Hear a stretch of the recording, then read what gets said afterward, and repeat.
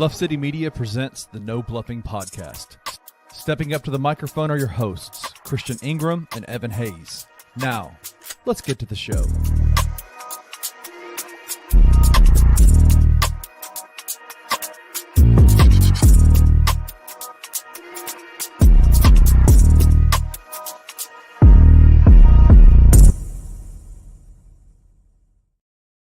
Welcome back to the No Bluffin podcast. I am Chris Ingram. And I'm Evan Hayes. And again, welcome back to the No Bluffin podcast, where we keep it all the way real, all the way raw, and all the way honest about everything Grizzlies, man. I am excited to be back for another day. Evan, what's going on with you, my brother? Going good, bro. Going good. Another day in the beautiful, another week in the beautiful city of Memphis, Tennessee. And we are blessed and highly favored. So week was pretty smooth. Had an event yesterday where we honored my brother Edward Hayes, who shout out Ed, who's got him into a PhD program at University of Maryland Eastern Shore. So he had like a little going away party for him yesterday, like a bunch of family, a bunch of his old friends, a bunch of his old teachers there. So if I'm looking a little tired, y'all, that's how black people be when But we good though. Everything's still up and up though. How was your week, bro? Man, week was good. If I'm looking a little tired myself, man, same, bro. I got up yesterday, did the yard, and man. I know all about the yard work. Trust me. Yeah, it was a lot going on with the yard. I say that. Yeah, my lawnmower broke, so I got to get another one of them. Adulting 101.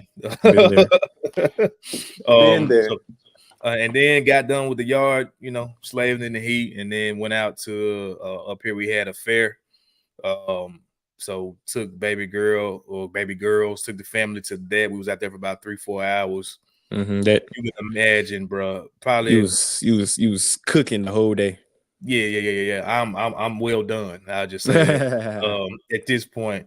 But we're gonna power through this because we got a good show for y'all today, man. Adam Pike, Grizzlies fan, will be joining us today. If y'all haven't checked his work out on Twitter X, he does a lot of film breakdowns on there. He was one of the first ones to kind of talk about the 5-out offense the Grizzlies potentially will be implementing, broke that down beautifully. And he talked about it on, the first time that he was on our show a few months ago when we were breaking down just some of his favorite plays, the teams run and things like that with scheme.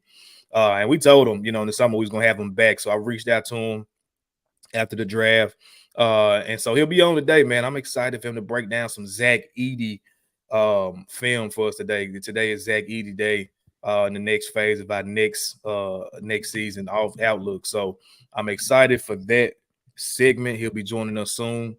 But before we do that, man, I got two things today. But one of them is going to start off on a serious note, bro. Okay. Let's talk about it. Y'all know if y'all, like I said, if y'all listeners, first of all, let me get this out the way. Y'all give us a follow on Twitter X at our handles right down below at Cribman, at E11 Hayes, as well as our main pod page at the No Bluffin Pod. Do all that. We appreciate you following us, engaging with us, tapping in, all that. So now let me get back to the serious moment. If y'all have, listened to this show for a while, been around since the beginning, we are big mental health advocates over here. You got to protect your peace, man. You got to protect it. I don't get involved in a lot of stuff that I used to because of that one factor alone, bro. I just don't have the time. You know what I'm saying? Yeah. The time or the energy, I just say that to put in places where it's taken away from that. And so I would just say this. It's been a lot. I've had some stuff that I've been kind of dealing with, not mentally, but just with life. Life been life, bro. Yeah. And it does that. It has its spurts, it has its ebbs and flows, its ups and downs. Yeah, for sure. And you go through things, man. A lot of times I'm one of the type of people that I don't talk about it a lot. I know people say, they recommend therapy and things like that. And look, me and you both. You need that. You do need somebody to talk to.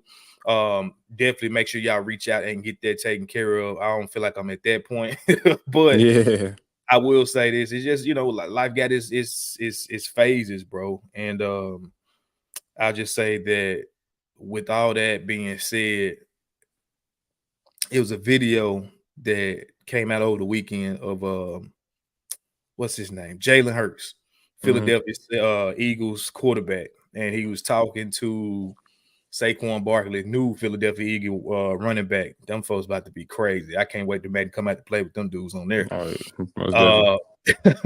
But that video came out, and what it was them talking on the field at practice. And I've heard this statement before, but sometimes it just you receive stuff when you're in different periods of your life, or just you receive it different from a certain person, like your wife, your girlfriend, your dad, your mom, your preacher, your teacher, your coach could be telling you this same stuff for years, but it don't hit until just it hits you from a certain person at a certain time coming through a certain way. And they were talking. Saquon asked Jalen, he said, do you have fear? It was just like weird to me. Like, why are they talking about this on the football field? Yeah. He's like, do you have fear? And he's like, nah, man. Like, why would I have fear? He's like, yeah, it's going to be some stuff you worry about, but like, you can't worry and pray. You got to pick one of them. Yeah. I was like, golly, like I have heard this before so many times, bro. Like growing up in church and just, motivational speaking, all that stuff. I didn't take a lot of that. But for whatever reason, when Jalen said it just hit just so different. It hit different, like, yeah. You can't do both, bro. Like and I'm not a person, I wouldn't say I particularly worry about stuff, but I'm a thinker. I'm in my head overthinker. a lot. Oh, yeah, like it just, my brain will not cut off sometimes, bro. Like I tell my wife, sometimes I had to put headphones in just to kind of like focus. And it's black weird. out the internal noise. Black out the internal noise in your head. Ain't that crazy? Ain't that crazy?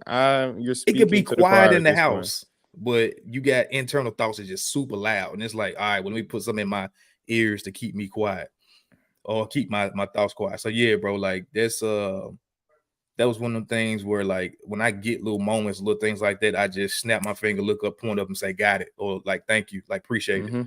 Because I know like that was a vehicle to get that message to me where I needed it at. Yeah. And man, I outside of me being tired, I will say that I am I feel good this morning getting that message yesterday. So bro, I say all that to say, like I definitely want to kind of just share that with you and with our listeners, bro, because I know it's people that's dealing with things. We all dealing with something. I don't care what nobody people putting off how they got this perfect life or everything going well. If they are, I promise you, them probably the people that's going through it the hardest. And I don't put off like that. I just don't share my business online or with a lot of people. But I say this, like, bro, take that time for yourself. Take care of your mental. I heard this phrase that said, all you got in this life is your balls and your word. I don't go by that because there's a lot of cowards in life. A lot of people say a lot of shit that they don't mean or they don't intend to come through on. But I will say all you got in your life is your mind. And if you lose that, you got nothing, So take care of yourself out there, man. I just want to kind of share that to start your week off and on a good manner if you can. And if you always need to reach out to somebody and talk, hell, if it's me, you're gonna reach out through the DM, reach out to us. We'll be glad to chop it up and things like that. Because again, that's all we got is each other. So I'm gonna get off my soapbox. No, you good. No, because I can actually piggyback off that real quick. As you can say, like life be life sometimes. I'm not saying I'm depressed or I'm going through medical illness or anything like that. So no, like as we talk about this, we understand we are grateful and blessed for the lives that we had, and things could be a lot worse. So we don't want to come off as like, down in the dumps, Evan and Chris are just no, we're not doing that. Right. But as you say, life be life, and like yesterday, before the whole thing happened apart, and of course there's a lot of prep that goes into it, a lot of cleaning up, a lot of getting food, a lot of running around. There's people, especially we're dealing with some elderly people, so we had to like accommodate for the house and all that. But I went to the track with my trainer beforehand in the morning. We went to Central High School. We got there at 9 a.m. And I was telling him, I was like, I appreciate you coming out here with me, because it's not just a track thing, it's just being that so I can shut out all the noise out and just be out here with my thoughts in my presence and be within myself before all the craziness happens later. Because I knew and the day was crazy. I love my family and I love how the event turned out. But I needed that time just to woosah, think, do something I truly enjoy. Because yes, we was working out, but it's also just getting my mind right and prepared for the day so I can really just know how I'm feeling, good and bad. you know. Right. So I'm glad I took that time yesterday to do that. And I told I was like, yo, it's early in the morning. He got a wife and kids too. I was like, hey, I appreciate you doing this because you're taking time away from your family and your wife and your kids to be with me so I can get myself straight physically and mentally. So I'm just saying we speaking that happened just literally happened to me yesterday. You know, it comes in different ways for everybody. So bro, like, I appreciate you giving that word because I'm right here with you, bro. Real talk. For sure, man. That's what it's all about, bro. I know you're getting ready for church. We're gonna be getting ready for church here in a little bit. As y'all know, we record this on Sunday mornings a lot of times. But yeah, man, just take that with you on your week this week. You can't do both, man. You're either gonna worry or you're gonna pray. And actually implement that. Like implement it. You know, a lot of times we receive messages or whatever, and it sounds good in the moment, and you like, oh, you clap, you know, you walk off and you forget about it. Something hit you in the next 5 minutes and you done forgot about, you know, something that really could have helped because you don't implement it. Actually implement that if there's something that you need, that you see that's beneficial. Yeah. I know I am. For sure. I know I am. Definitely. So, most definitely. Absolutely. Well, like I said, we got Adam Pike coming up here, man, soon. We're going to go ahead and get into this news and get this out the way. So we get to Adam because I'm excited to talk about. We let Adam cook. We let that man cook. Yeah, he gonna make us I'm gonna let him tell us what his favorite meal is. What he gonna cook up for us today. So let me find what I need to find, and we're gonna get to going. There go my music, my theme music, like Dion said. Hit my theme music. Come on with it. I know we had a whole segment last week talking about Luke Kennard, what's going on, why he ain't signed. Different conspiracies or whatever that could have been going on. Well, guess what? The guy officially resigns. He's back. Luke Kennard has signed for a 1 year, $11 million deal with Memphis Grizzlies. He will be back for another year at the least with the Grizzlies, which I'm not mad about, bro, at all with the whole situation. But before I get my thoughts on it, I'm gonna let you just, you know, what's your overall thoughts? I feel like the news dropped like right after our show aired or something like that. It did. So just give me your thoughts of when you seen the news and how you feel about it going forward. It was more like just a relief that it finally like got done, you know, out of anything, because we all knew he was probably gonna resign.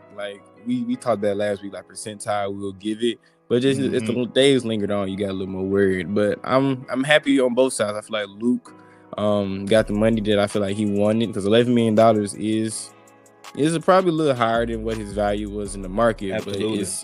But it's structured in a way where it helps him, and as a team-friendly deal was only a 1 year deal where that we save money. And if we have the flexibility to deal him or just let him walk in off season, we can do that. So I feel like it works on both sides. He's just another piece of the championship puzzle that we're trying to bring. He's not the final piece, and which we'll talk about another day. But I think it was a positive deal. No quarrels on either side. Kleiman did his thing. It took us a minute, but Luke and his agent did his thing or their thing, and it was that on that, bro. So I'm happy about it. Glad to bring Luke back to them officially, because he been repping Memphis this whole time. So I was like, I bet he wasn't even looking for housing nowhere else. He's like, we're gonna keep our house. He probably redid his lease for like another year or something already beforehand, because he knew he was staying. But you know, shout out Luke, man. Appreciate you and Kleiman getting a deal together. Yeah, I want to say it was somebody in our the Bluff City Media Discord. Make sure y'all join over there to get, you know, sometimes you get some stuff that you won't see on the online for sure. But somebody said in there they were like that apparently their best friend is a neighbor of Luke's. And so he was like constantly like asking, man, is it a for sale sign at his house? Is it a U-Haul? Like what's going on? And he was like, nothing's going on. So that was a sign, obviously, like you said, Luke posting all this Grizzly stuff, or even stuff that he wasn't posting, he getting caught up in Grizzly gear. We knew it was going to happen. It was a matter of when. I want to say I heard it was more so Zaire passing the physical to get that trade done that they were waiting on happening, and that didn't actually go down until Monday or Tuesday.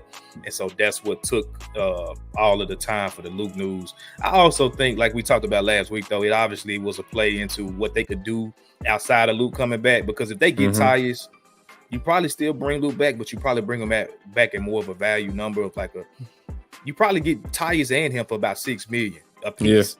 Yeah. So 12 million altogether. I think that's probably where they were trying to go.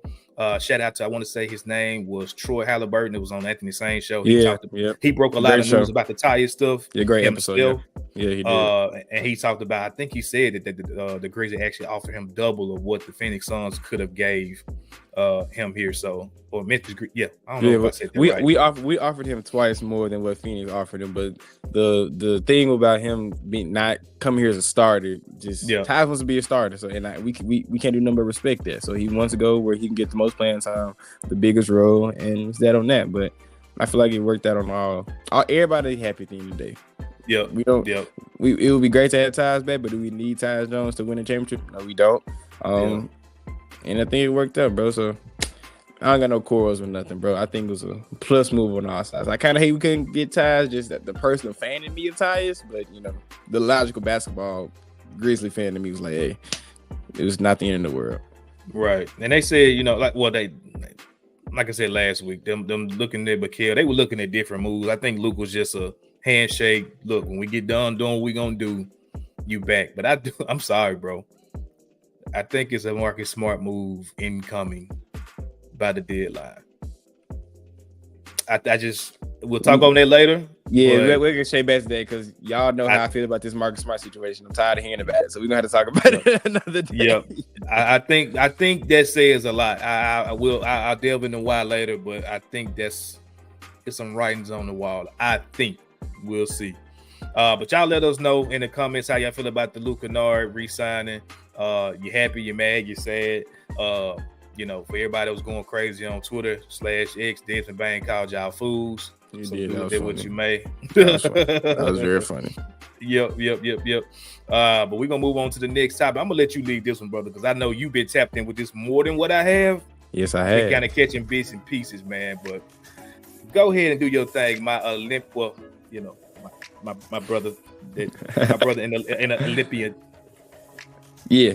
I get you saying. But yeah, the Olympics, as y'all, if you haven't been living under a rock, the Olympics has been going on for the last week and a half, and we've seen a lot of great moments, a lot of different sports. We've seen Simone Biles, her legacy as probably one of the greatest athletes of all time. We've seen USA basketball do their thing. We also saw a new 100-meter women's final crown yesterday with Julian Alfred. Oh, Shakira, you broke my heart, girl. I love you, deaf. I was rocking her shirt yesterday at the function just because I wanted her to win. Try to wheel. I had a Shakira Richard shirt. I'm going to show you one day. Just to wheel her to win.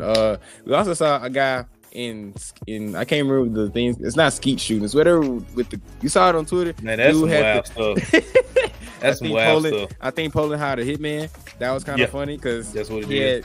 They hired a hitman. They say, hey, don't get gold because it was kind of don't do too good. But right. Do your thing. But no, we've seen Kayla Decky cement herself as probably one of the greatest women's winner of all time with her 1500 freestyle win. So I want to ask you, with the bits and pieces that you have seen, I'm gonna give you mine after yours. But what has been your favorite Olympic moment so far to see? I don't have a favorite, but I do have a what the F. This was kind of funny moment. I say that. Yeah, I don't know dude's name, but the dude that he lost the pole vault, I think, because his private area made him. Come on, fam. And out of all things, you see, that's the one that stands out. Out of the whole week and a half that's been going on, that's the one thing. Oh, Chris, you're an hilarious person. Because it's the wildest thing in the world. First of all, that's so funny. To me, I'm sorry. I just know that man went out there because they wear these leotards and all these little tight stuff. Leotards is crazy. I know he gave himself a good little tug so he could make himself look like something going out there. Then he got up on that pole and he killed his ass. So, man, I was sitting there dying laughing, bro. I swear to God. Okay. Man, I can't say that's my favorite, but that's definitely the funniest moment. Nah, I get it. It was definitely as a track person, I felt for him. And so on there, I don't do pole vault, but as a track person, I felt for him because our uniforms are very skin tight in the nether regions. Still couldn't hold my man down. Pause. Wow, Chris needs a nap. Oh, bro, that's crazy. Chris needs a nap. That sucks. That sucks. I'll tell you that. That sucks. Yes, it does suck. He prayed his whole life for that moment, and he forsake himself. That's all I'm gonna say. Since it's Sunday. That too. But I will actually give a real legit moment, and it's just been watching Simone Biles work this whole time. She got gold in vault. You can say I've been playing pole vault. She got gold in vault. She got gold in all around. That's her 8th Olympic gold medal, which is ridiculous. Just watching her work, man. Just her story. God, I know she battled with mental health. We just talked about mental health for a long time. She's kind of just burnt out, and she had like a condition where in the air she just got dizzy. She didn't know where she was anymore, and that's the thing she had to work over. Me. But we ain't doing triple backflips in the air, so that's the difference. I spin around 3 times. I get dizzy. She doing triple corkscrews, backflips, and landing it. So now just watching her work, man, and also all the women gymnastics team USA. I know we had one of the young lady on the podium for vault and one for all around. So USA gymnastics been doing their thing. So that's been my favorite moment so far. Today, hopefully Noah Lyles takes that spot if he comes through with Olympic gold today. I don't like dude, bro. It's people like you. He's the most unlikable sprinter that we've had in America. I'm sorry, he is. Most unlikable is correct. I think, I wouldn't put personality wise. Like I ain't got nothing to do with his speed and nothing like that. It's just he's not likable at all, bro. Like I don't want to root for him, but he run for America, so he all we got right now. Like bro, do what you gotta do so you can be there at 28, bro. Because I don't like rooting for him. Hey, Evan, lock in real quick. Yeah, lock in, Evan. I need you to do something, bro. Come on, man. No, but we have him, Ken Bednarek, and Fred Curley all competing for Olympic gold today. So hopefully one of those guys come through. That's coming on, I think, 12 o'clock our time. So I'll be watching that. So still, I want to say shout out Sha'Carri. You know, she didn't execute, but it's coming down to execution in today. She just seemed to be a little nervous. Beforehand, I'm not getting on too much, but she didn't get to warm up in the semis. Her and Shelley and Fraser Price, that was a whole. And Paris has just been a real weird Olympics for track and field. Sharika Jackson, if you know who that is, she pulled out a 200 today. The 200 meter favorite from Jamaica, she pulled out today. So it's just been a weird Olympics for track and field. But I'm gonna get off my soapbox and talk about track and field all day. But that's been my favorite highlights of the Olympics so far. And I will be tuned in today and the rest of, I think, 7-8 days that's going on. So for sure. Tap in, man. Definitely is always a good time. Even if I don't catch stuff live, I try to, catch the reruns. For sure. It's just exciting to watch, man. I love watching the shot put yesterday. Like, Brian Krauser, the GOAT. No. Brian Krauser, he used to. People talk about like greatest athletes in the world. That man is 6'7", 6'6", throwing a shot put that far. He's launching that jump like it was a baby ball, bro. Like, he is one of the greatest athletes in general. People don't talk about him enough. Hopefully, he gets his flowers one day because they don't respect it because they haven't done it before, bro. People don't understand how hard that is. It's extremely hard to do. Yep, 100%. For sure. Y'all let us know what's your favorite, or you can even put funny moment in there. Because I ain't gonna lie, I was tripping, bro. But let us know what your favorite moment so far at the Olympics has been. We would definitely love to hear from you on that, for sure. And the last one we talked about last week that we're gonna talk about on here to pop the show off, coming off of the Olympic, the last Olympic topic. Shout out to Anthony saying he put this tweet out last week and just had me doing a mental exercise of who I would think would be on the 2028 roster, who deserves to be on there. Evan, I'm gonna let you go first on this. Who is gonna be on the Stephen Curtis? Hopefully, Eric Spoelstra, please take the realms of USA basketball. Please, Dan Hurley, somebody, please. Dan Hurley, like I'm always be riding for Eric Spoelstra. I feel like he's the best coach in the NBA. Yeah. But I love Dan Hurley also. He's also a very good coach.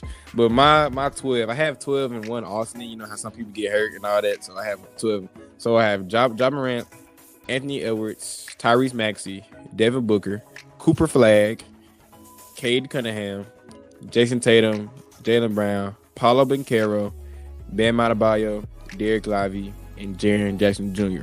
And an alternate, if someone is hurt or if he is healthy, Zion Wilson. If Zion is healthy, I can see him being on the Olympic team in 2028. So that's my 13 man roster. And I feel like that's because I try to go out to 5, 4 guard, few wings, and 3 big lineup. I try to do that. So that's my 12, 13 man I went to. I know I went through that kind of fast, but hopefully y'all got that. Mine is kind of similar, just kind of adjusted in some different ways. I got probably a big surprising one on here too, but it is what it is. I got Ja Morant starting. I think he's gonna be Captain America going forward. I'm sorry, that man on the Olympic stage is gonna be amazing to watch. In LA too. Oh my God! Oh, in come LA on. too. I got. Oh God, yeah. That's gonna be amazing. I got Ja and Tatum should be starting. Everybody, thank you. No, get him started. Yeah, man, don't get me started on that fluke show that he got going. Now he's sitting random people out. Yeah, Steve Kerr sucks. Just to save face for the mistake that he made. Whatever, bro. I got Ja and Tatum. I got Zion starting in 28. Obviously, if he's healthy. Yeah. And just to correct this 5-out crazy looking offense, I got Paolo starting actually. Got Paolo starting. Coming off the bench, I got Tyrese because he's in the system already. I think he'll get better, hopefully. I got Booker. I got Jaylen Brown not getting disrespected. And he's actually going to be on the squad. Yeah. Cooper Flag, Bam Adebayo, Derek Lively. And the last one I got, it's going to surprise a lot of people, but I think dude finna go crazy. I'm sorry. But I would love to come back to this video and be a fortune teller. I got Gigi Jackson making that 12th spot. Over Jaren? Over Jaren? I love Gigi, but it just fit well. I don't think Jaren's going to be the second or third best player on this team. So I can't, by 2028, Jaren Jackson will not be the second or third best player on this team. Maybe third. We need to be the second, third best bigs on the team. That's what we need him to be. Sure, but if you're looking at Gigi as a 3/4, like you're looking at Tatum, then you don't technically. I mean, you got Bam, you got Paolo. You might in Derek Lively. You don't really need Jaren. I don't hate it. I would love to see it. I would love to see it. Dang, I didn't think about that. I would love to see it. I'm not saying you're like being ludicrous right now. I'm just. That did surprise me. No, that did surprise me. I know it's gonna shock a lot of people. We'll probably get cussed out from non-Grizzlies fans. Because our list is pretty much identical. I just had Maxey and you had Halliburton. Because I don't think Tyrese Halliburton's gonna return after playing. Because I feel like Tyrese think he is either. I don't think he's gonna return. I think they're gonna probably want him back, but I don't think he's gonna willingly do it. And Tyrese Maxey is the guy that hasn't done it yet. So right. That's why I put. But our list is pretty much dang near identical. They close as hell. Yeah, you guys. That's the only difference. And you got Gigi and I got Triple J. Hey, y'all hang me in the comments. That's fine. I don't care. I'm riding with Gigi, man. I don't care what y'all say. I don't hate it. I don't know. I didn't think of that, but I don't hate it. It's wild to say right now. Yeah, Gigi. I mean, but it's 4 years though, and that's my thing. He's this good right now. Sheesh. Yeah. Yeah, maybe a championship or two under his belt, an all-star game or two under his belt, because a lot of these people go with they should go with resume too. A lot of these guys get it off of the resume. So if Gigi has a decent resume at that point, then why not? By caveat though, I will swap Gigi for Jaren if Jaren starts to rebound better. I don't think they're gonna ask him back if his rebound numbers stay where they at. I think they are jaded and scarred from the FIBA tournament. Yeah. If he doesn't get that in check, I don't think they even make that call. I don't. Sadly. That's legit. I can see that. For sure. Yeah, but we're going to get up out of here off this news stuff because we got the special guest of honor coming through here. Adam Pike going to join us on the other side of this break. We're going to talk about some Zach Edey. Y'all see the title of the – bro, was it a thing called the Edey Monster or the Eddie Monster or something like that? I don't know what you're heard that. Talking about the Cookie Monster, dude? What you talking about? Sesame Street? You talking about Sesame Street? I don't know what you talking about, fam. I don't know what. This will probably be something of old. So y'all that's out there that's a little bit older than probably even me myself, tap into the comments and let us know, man. I'm not sure. The Eddie Monster. Ask your pops. Adam he just mentions in the backstage that the Eddie Monster. I don't know what that is, but it's in my head that I've heard that before. I'm about to look this up because I know it was something, bro. I knew it was something. Thank you, Adam. It was something. For sure. What's up, Adam? This episode is the Edey Monster. So we'll talk about the Edey Monster on the other side of the break with Adam Pike. Y'all stay put. We'll be right back.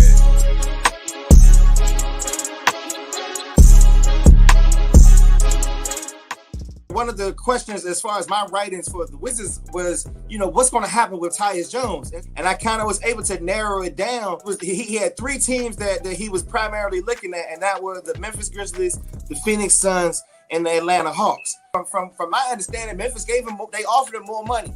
Memphis offer was somewhere around $5 to $6 million, but they wouldn't have given him an opportunity to start. And I believe that was something that was really important for him. I'm not saying that what you're saying isn't true, but I don't think the Grizzlies actually made a serious run at Tyus Jones. And at that number, I don't even consider that serious. You know what I mean? A lot of people in Memphis didn't really want to believe that the Grizzlies were interested in Tyus Jones. And I think from what I saw on the internet, a lot of that has to do with you guys' expectation of what Scottie Pippen Jr. is going to be.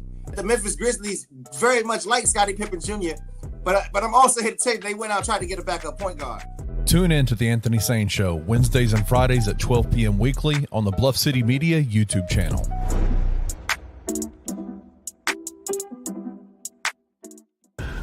Representing your country and winning, I think I'd black out on the podium. Because when I watch these people whose names I won't remember a week from now, and they're on the podium and they have tears and I start crying because I'm like, what a moment for this person. I'm getting a little nervous talking about it right now, BK. I would shed 3 tears. Oh. I wouldn't be nose running crying. Not that crying. There's levels to this crying game. There's shoulder shaking. Yeah, you know what I'm saying? Even when the tears stop, you still like, that's when you used to get in trouble though. Your parents used to give you, that's when you used to get beaten. You stop. Yes, you better stop crying. Exactly. Put that bottom lip. I'm not crying. Right, yeah. I would definitely be up there. I would cry. Tune in to the Night Court Podcast with your hosts, Rob Fisher and Brevin Knight, on the Bluff City Media YouTube channel.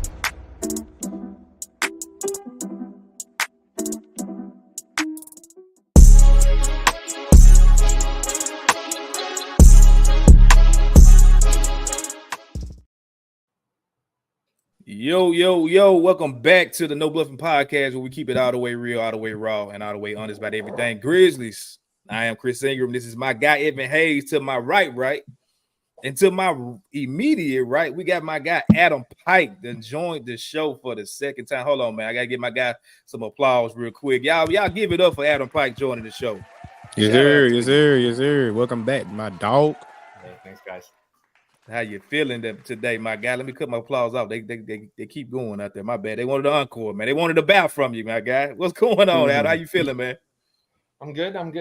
Good summer so far. What about you two? Can't complain, bro. Just working, bro. Doing this and working. That's all I can do, bro. But we good, fam. Shout out to you for the assist, because I knew I heard that. I heard the 80 Monster somewhere. And sure enough, I'm guessing this is from I watched this before. I have no idea what that is. What is this show called? What is that? Monsters or something like that. I don't know. I think it's the last name. Monsters. Yep. You're right. It's the Monsters. And this was Eddie Monster, the little dude with the biggest widow peak in the world. Golly. I knew I heard that from somewhere, but shout out to you, Adam. I was like, I knew I wasn't crazy. We are not saying, well, I'm not saying that Edey looks like that at all. It was just a play on the name. Man, finna get Zach Edey mad at this, man. Oh, yeah, hey, Zach, no harm, no foul, bro. I was not checking you. I promise, dog. That is not where that came from. But Adam, well, we had you on a couple months ago. We did some film breakdowns of just Taylor Jenkins' offense, some of the things you liked, some of the things you didn't like. Before we get started on Zach Edey, I know you've talked about this, a lot on Twitter, and I mean, you've taught me a lot. I've told you that, on and off the air. What is your, just putting it on wax, on the No Bluffin show, what are your expectations? What's your excitement level with Noah LaRoche and Coach Tomas Isolo joining the staff, looking ahead next year with the offense? Because I know there's a lot you talked about earlier, and it's like they just listened to you and said, all right, fuck it, we're just going to give you both of them, put them together and add them to the staff. So what's your excitement level with that coming into next year? Yeah, Noah LaRoche first. I think I kind of caused a little confusion on Twitter when I first posted about him, because I never thought they were going to run no pick and rolls and stuff like that. But from a player development standpoint, he's got Paul George, Jalen Green, think he did Asia Wilson too. Like he's got a long roster of players.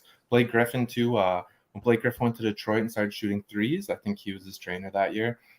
So I'm pretty excited about Nola Roach. I know they already have some Nola Roach people in the front office or people that worked with him before.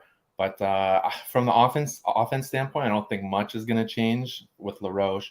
With Thomas Asalo, I watched every Paris game in like 2 weeks, so it was like 30 games after they announced it. Bo was tired. So he runs like a very simple, fast-paced offense. In the half court, there's only like 3 sets he has, and he uses them every time that they have like a timeout or the defense gets back way before the offense does. Okay. So maybe simplifying the offense with his side, but I'm excited. Most of what I know about him is just based on the reputation you've been hearing from different people in the Euro League and Pro B and stuff. So I'm excited for both of them. I've been watching a lot of Memphis Hustle to get some Jason March film. I've been watching 2020 Patrick Mutombo film with the 905 Raptors. So trying to watch everything I can. It's been finding gems like that. Crazy. I mean, hey, Taylor Jenkins then went and grabbed the Infinity Stones, bro. It's on him to put it together on that glove and make it happen. So, from what you've seen, just in spurts for the other guys that you talked about, what's your thoughts? Or quick thoughts on that? With Thomas or with the other two? The other two guys, yeah. Other two, yeah. So Jason March with the Hustle, we saw a lot of his offense during summer league. We did, yeah. Was on the Hustle last year. He was the head coach. He ran a lot of stuff I liked. One of them I highlighted in the clips that we're going to share after. Mutombo, he talked a lot about player development, so that's another aspect. Grizzlies offseason not going in the tax again. They drafted 3 players, so I think player development is going to be a big focus. His offense was pretty standard. It was a lot like Jenkins. It was a lot get to the rim and corner threes above the break threes.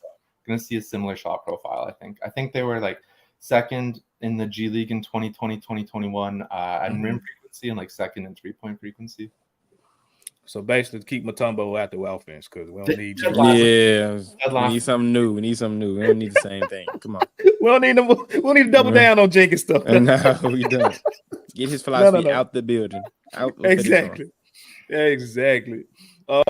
Well, we're going to get it popping, man, with some Zach Edey film. Just before we get to going, talk about, I want to hear what your pre-draft notions and thoughts of Zach Edey was, what it was like once we drafted, and then afterwards, from what you've seen, from what you kind of digested, and then we'll obviously go into the clips. Just kind of give us a review of all of that and one about Zach Edey. Yeah, Grizzlies fans aren't gonna like this one. So, oh my goodness, in draft stuff, I went 50 players deep, where I watched like 5 to 6 games from each player, and I did my own board. I had Edey 31st, but that is also a little second round is crazy. Yeah, second round is crazy. My own philosophy, where I'm not the biggest fan of like one coverage defense centers who don't move that well. Like he moves really well for a 7'4" player, but I would like a little more like athleticism at that position, or a little more touch away from the basket. He has great touch from 8 feet, but so playing someone like Jaw, then I would have liked it a little further back. So yeah, 31. I didn't love the pick when they made it, but I definitely understand it was a draft for need, right? Like they really needed a center position or a player to fill center position minutes with Jaren and BC. So yeah, after they drafted him, I wasn't too excited, but I went and watched like every Purdue game I could find, because the offense they ran is really fun. So it's like after UConn, it's probably like the second largest playbook in the NCAA. I would think, at least. I don't know everyone's, but it's a huge playbook. And when you're watching, they're not a very fun team to watch, because a lot of their possessions just end up in the post with Edey, and he's getting fouled. Like a 80 free throw rate or something like that. But but the way they set it up was really interesting. So I like that part. Gotcha. Evan, before we get started on the clips, any questions you got in regards to? Yeah, I was just kind of piggybacking, since after I know you was kind of apprehensive on him fitting with Ja and all that. But since you saw him a little bit in summer league, did some of those things waver? Did they kind of go into what you was already thinking? Like, where was your stance after you saw him in kind of Grizzlies office a little bit? Yeah, so one of the things that I will say, I'm probably not the best at evaluating centers because I have a bias against them. But one thing with Edey is, you can just throw the ball to him like 2 feet away from the basket, and that's a really good shot. So even if he's like double teamed. Yeah, very high percentage, yeah. Yeah. So taking that into consideration, I feel a little better. Also, the passing, I know he only played like 5 quarters or something like that. The passing was a little underwhelming, but you cannot rush that man in the post. Even double teaming him, he's very patient and methodical. So I like seeing that too. And is still a question. So that's what I was about to ask you about. That's exactly what I was about to ask you about. On the defensive end, like, do you think it's kind of like a growing pains things that he'll have to learn within the league, or do you kind of see that's just kind of how he is a player? He'll have to just the defense have to kind of work around that with what you've seen in Purdue and from what you've seen in summer league. So I know Kleiman said something about like Purdue didn't maximize him on defense because they had to run every offense through him. But I think they probably did use him the way we're going to see in the NBA. So there will be growing pains. Every rookie has growing pains on defense except Wemby. But I think the easy part is going to be he can probably only play one pick and roll coverage. So he's going to be like drop coverage. Drop coverage, yeah. So he's going to be posted up at the free throw line defending pick and rolls.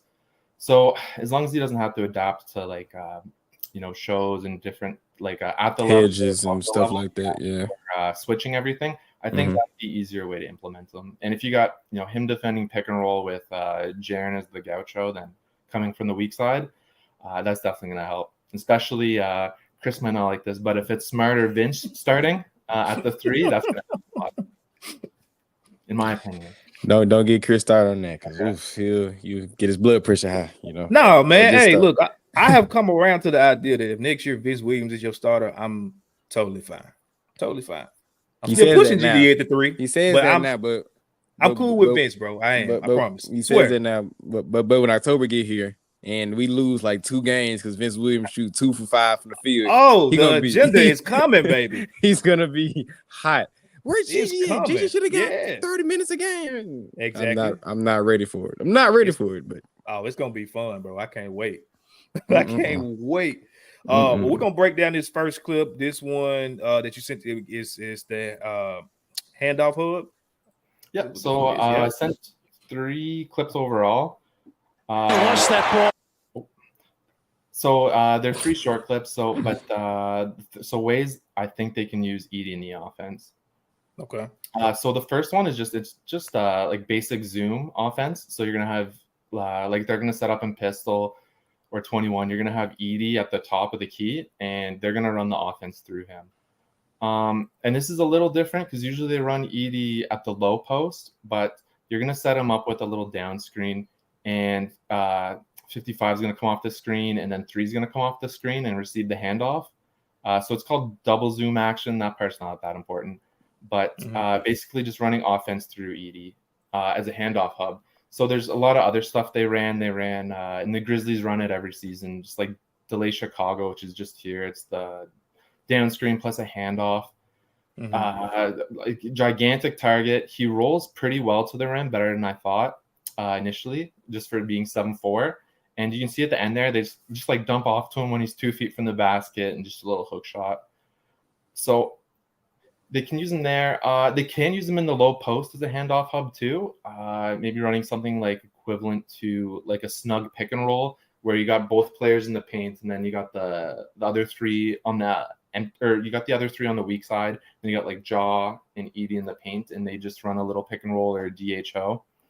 That's like Grizzlies love to run offense through Steven Adams in the past. He was a really good passer, and I'm excited for Edey and handoff hubs. I think it's going to be something where they can run that, out of a timeout, or you can run the little get action where Bane throws it to Edey and then he's going to run off and either shoot a 3 or he's going to get downhill to the basket. Man, one thing that I just keep looking at, and Evan, you can kind of tell, what you see as well. Biggest thing that stands out to me, bro, is just and I've said this before, but the space this man just creates, He's a big bro, target, it's ridiculous. Like he's a big target, you know, and he like you say, he creates so much space. So I can just see Ja coming off these screens and just the options going at that. Because even Ja coming off the screen, he could get a dribble drive from there, float to Edey. You got the corner shot. You got, if a dude comes in, get help to the corner. Like, it's just so many options that I can see what's running out of this that Edey just kind of makes easier. You know what I'm saying? Because he is such a threat in the paint, 5-8 feet from the rim. So I love it. Like, if we can run some of this stuff, man, like, it's just so many options that Ja can come off, Dez can come out, and just make so many options out of it. So I think if we can implement this, man, I can get me all nervous now because I don't want to talk too much, but nah, this probably one of my favorite parts, bro. Just all of the motion that you see, even with him handing it off screening, like we don't have this we don't have this much motion in our regular offense. We don't. Yeah, not most of the time. Complex that with you got the first player coming off the stream, but then you got a second one. Not a lot of teams run the like double zoom or double handoff action. And can you imagine that being Dez and Luke? That's what I'm saying. Like with our personnel, we have a lot of different options that we can go to in these type of actions. So we still have enough spacing on the floor. Now we resign Luke with GG and Dez, where it's a lot of different options that Edey can even make a decision out of this to make the offense even better. So I love it, bro. I love it. And with GG being one of our better corner three makers, I'm just looking at 23 up here at the top of the screen. He can stay right there for a little bit if he needs to. Yep. Really, any three of them guys you can put in this whole action at any spot with Ja and Edey, and it's like, bro, pick your poison. You could also get Zero there. He's setting the first screen, so you know if his defender switches, he can slip to the basket. Back door, yep. Yeah, back door. Yep. So that's a good option too. Gracious God. Please tell Jiggins take notes. Please take some notes. Please be taking notes, my guy. I mean, you know, somebody. East Low, y'all mess with us, man. All right, so we got the next one coming up here. If my computer wants to actually go right. Layering actions into I'm gonna try to cut the sound off so it don't just be screaming to everybody's ears. Yeah, there we go. So Summer League action. Summer League. But yeah, you don't. I didn't see this exact clip at Purdue, but you've seen a lot of similar stuff.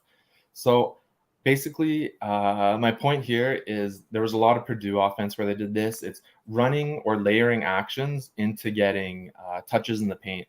So you know, in college, it's a lot of weave actions where point guard, shooting guard, are gonna run back and forth, do a little pitch or a handoff, and then they're gonna initiate that into a post-up touch. But here we get something that the Grizzlies also ran a lot for Valanciunas 3 years ago. Yep. Where you're going to get Cam Spencer. Well, I'll just wait for it to restart one more time. But you're going to get Cam Spencer is going to come off the Jake screen. And then instead of getting the ball, he's going to set a screen on Edey's man. So Edey can just like come up a couple feet in the paint, get the ball, and easy paint touch for him.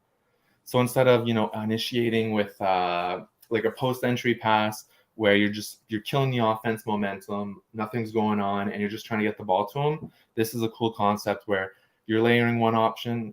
If Edey's not open, then Jake can put into a DHO with Pippen there. He can hand it back to him. We saw Jemison. We saw it run for GG too, where Jemison had the ball, and he could have gone the handoff, or he could have just passed it out. So getting Edey these little close paint touches with just the cross screen from Cam Spencer there, like a thunder screen, whatever you want to call it, really close to the rim, like 4 feet away, layering the offense where it's not stagnant into those touches is going to be easy.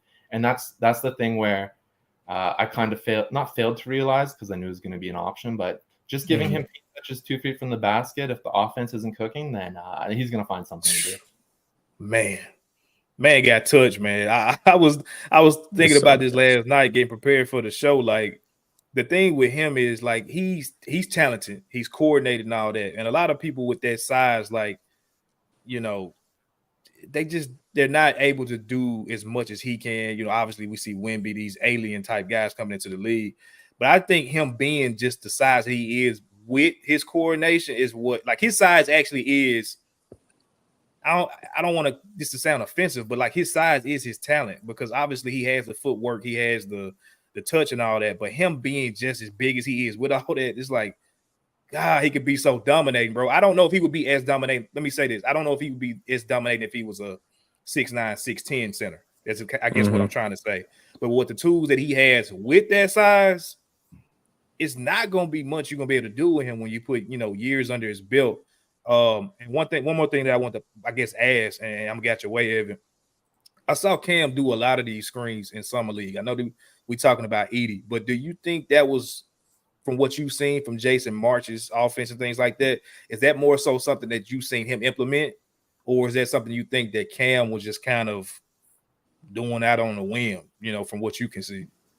They didn't do it a lot for with the hustle because they had Matt Hurt was their starting center a lot of the time. Matt Hurt's not a post up being no, he's not.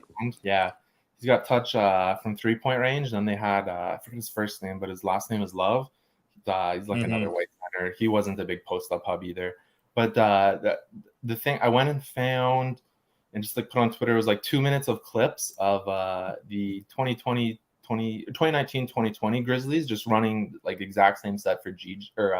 JV, yeah. This is something they definitely have in their offense for sure. And Cam Spencer's got high feel. I'm sure he did this a lot at UConn too. They have at UConn they have a little different. It's like a pin and flare, or sorry, a pin in.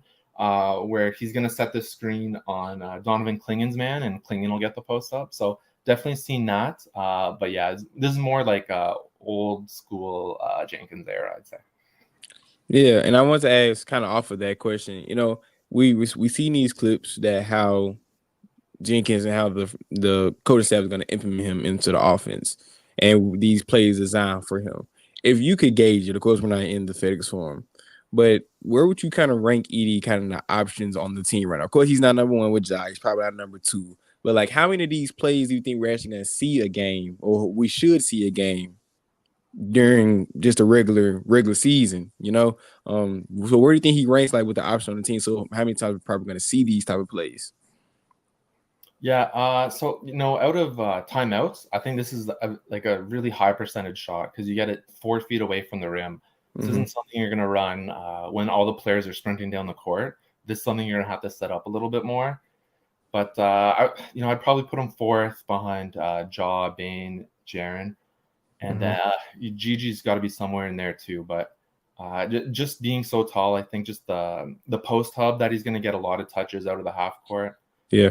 Being the pick and roll partner with Ja, Jaren's not the greatest at screening out a pick and roll. Brandon Clark's really good, but I'm assuming Edey starts. So Edey should get a lot of touches just from that. If Ja's stopped, he can just pass it off to Edey.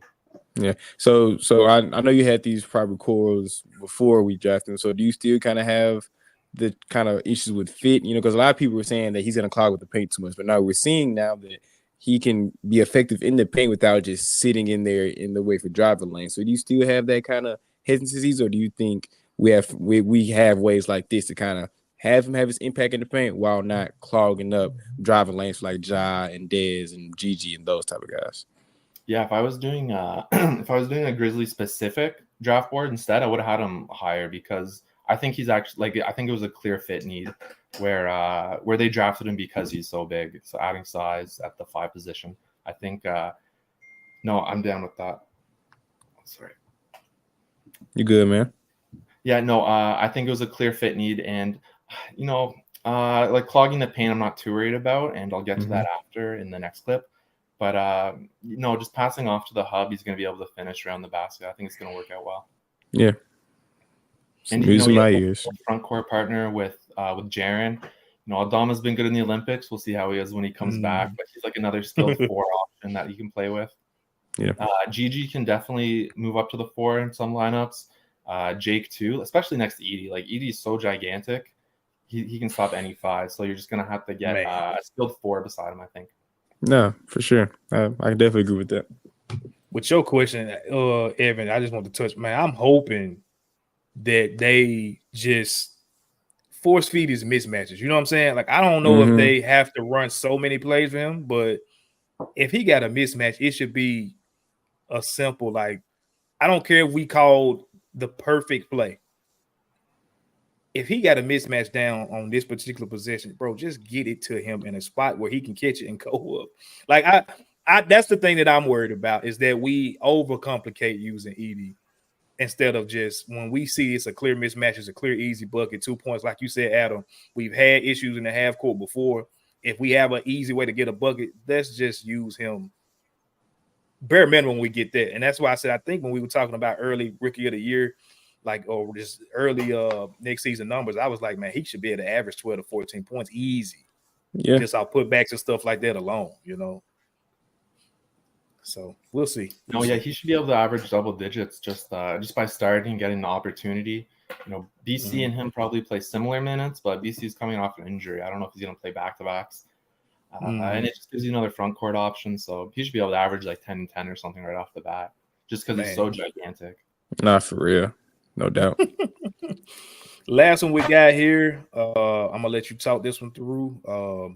Some pick and roll stuff.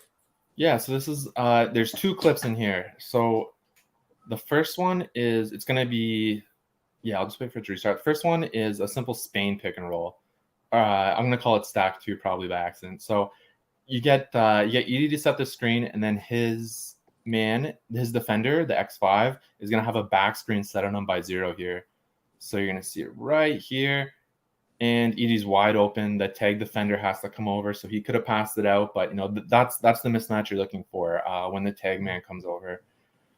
The reason I really like this is because this is also like a perfect set for Ja. Ja, you know, he struggled at times versus drop coverage. We saw that like the Lakers in the playoff series, because he's not a great 3-point shooter. But this is the perfect drop coverage counter because you're going to get the 5. Right now he's really out, but you're going to get him mostly near the free throw line, and then you're going to get the center rolling to the rim. So that's something we saw a lot with the hustle last year, and we saw it a lot in Summer League too, using Spain pick and roll or stack pick and roll to get Edey going. Something also a lot of Purdue, obviously. I included a Purdue clip here because they like to run stack for him. Gotcha. The second clip here against NC State. This I'm just going to call it like high pick and roll with, you can call it like a weak side exchange, or it's a little pin. So if you go back between 0 and 55, Edey's going to set the pick and roll. It's going to set it again, and then you're going to get a little exchange on the weak side. So what that does is it confuses tag responsibilities. So advantageous again for Edey, and it gets a little more motion in the offense, which we all want to see. So you're going to see the 2-man switch, and then Edey just dump it off to him again, and he's going in. But the main point is the bread and butter for Edey points is probably going to come in pick and roll, just off little dump offs. And these are 2. They're not complex, but you know they're more complex than like 5-out spread pick and roll. So that's what I like about these 2 clips. I just like, and what I do like about this clip is you pointed out, number one, it picks on mismatches, which most people on the court, unless your name is Victor Wembanyama or maybe Joel Embiid or Nikola Jokic, it's going to be a mismatch just size-wise with Edey. But one thing I also do like that this clip does, it gets him on the move, and a lot of bigs his size can't catch the ball on the move and do anything with it. But I said MB. Wow. Edey has shown that he can touch the ball on the move and even make plays out of that, or just have enough control to go up with it. So I think that's one thing we should implement. Like the days are gone, just back to basket, catch the ball in the post up and do it. Like those days are long gone. But the fact that we can use him on the move and he can create options out of that, I feel like it's just gonna spread up in this offense that we haven't seen in the last few years. Because with JV and Steven out, you couldn't really give the ball to them on the move like that. You could, but it wasn't as high percentage. I feel like it will be with Edey. They probably had to put the ball down. They were trying to get rid of it fast. Edey has shown they can get on the move and go up with it, make a play, finish, maybe get fouled. Those type of things that we haven't had in the past few years. I feel like that aspect of it is just gonna open everything up for him and everyone else around him. I just want to point out, number one is in hell. Like, yeah, he is. This man doing multiple screens within 2 seconds time on you, and you just got to deal with it. Like, and he was coming around it, and that's Ja Morant coming around it though. By the way, man. Like one is he's a decent defender, but it's like, no, bro, it's nothing you're gonna be able to do with a guy that size that can move that way and then you got guys that's around him that's just freakos when it come to athleticism. Like, Adam, I ain't gonna lie to you, man. You keep talking about this stuff, man. You're getting me amped. I'm about to say something crazy on this show, but I'm gonna tell it for right now. Just chill. I'm gonna chill. This thing we saw in Paris too is he's gonna set the little it's like a Verjao screen, named from like the Verjao.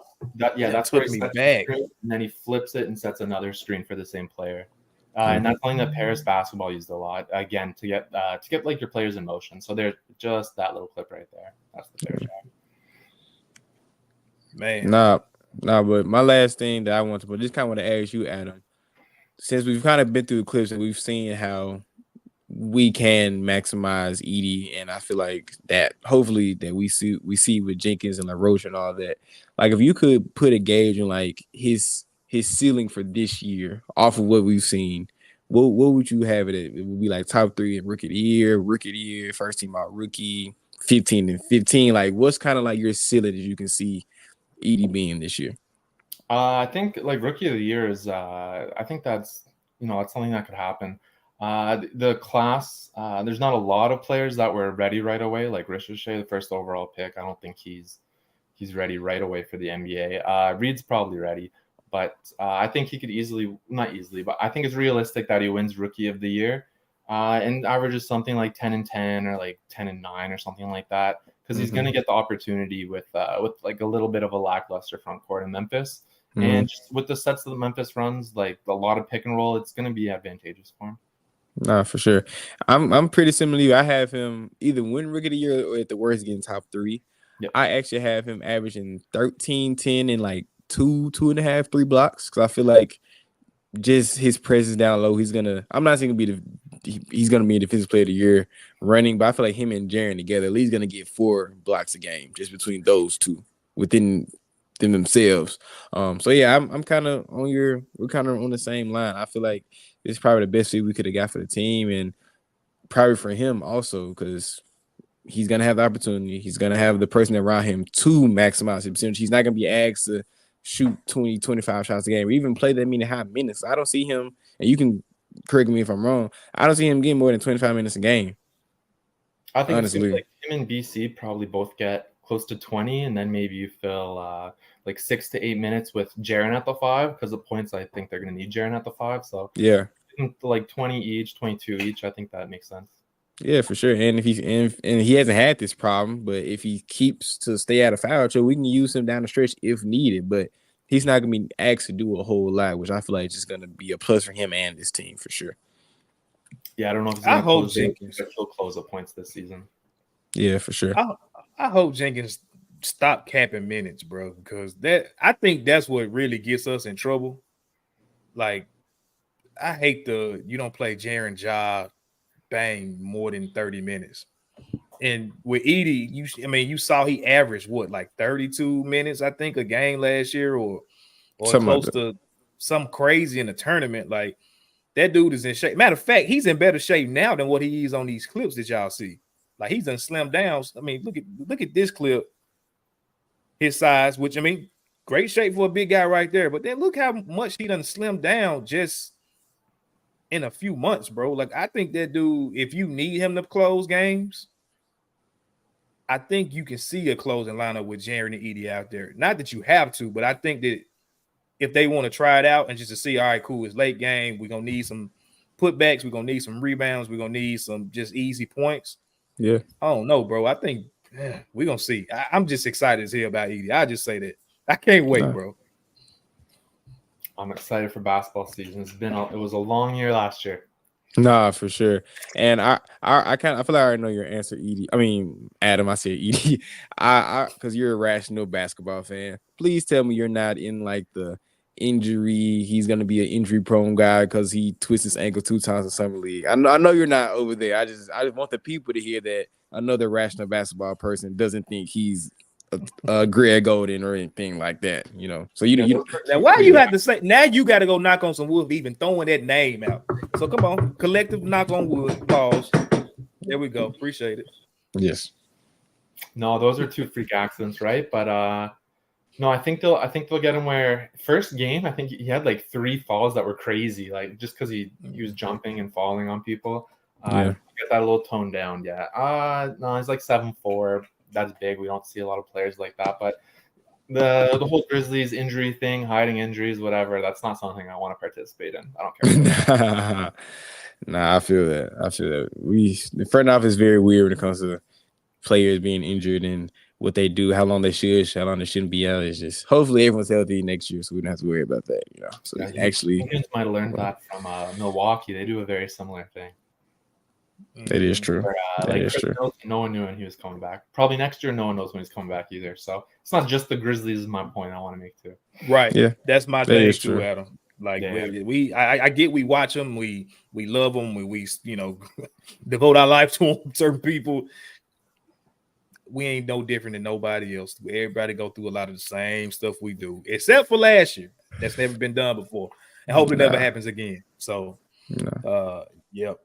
Well, that's all we got for y'all today, Adam. Man, we appreciate you coming through, dropping your knowledge, talking this through, man. I know the people enjoyed this episode as well. But definitely gonna have some stuff to talk about this season coming up when we see what this offense looks like. So, we'll hit you back and be like, hey, Adam, we need you, brother. Come break this down. Let the people know what's going on. So, before you get out of here, man, anything that you want to plug, tell the people where they can find you at, all that good stuff. Yeah, no, nothing to plug right now. Just Grizzlies Film on Twitter.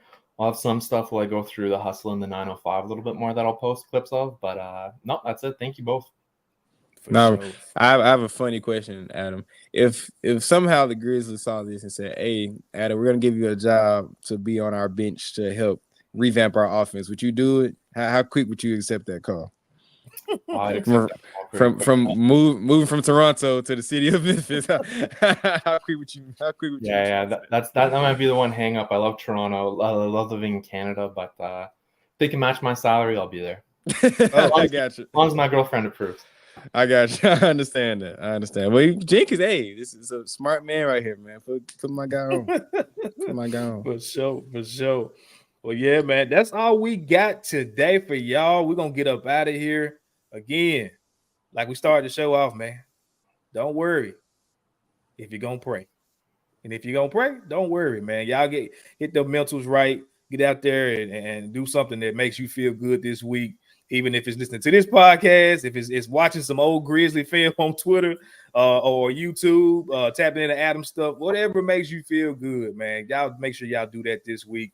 And we'll be back next week to talk more Grizzly stuff with you. So make sure that I cannot find it. There we go. That is the wrong one.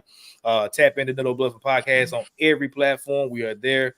If you don't want to watch the video, we are on Spotify and Apple Podcasts. And make sure y'all give us a follow everywhere on Twitter. We already put the handles up. Go back if you missed those. Like, share, and subscribe. And we're going to get up out of here, man.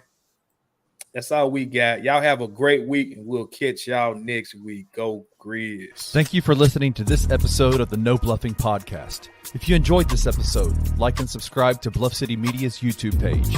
For comprehensive coverage of all things Memphis sports, head over to www.bluffcitymedia.co and find out how you can become an insider. We will see you back here next week.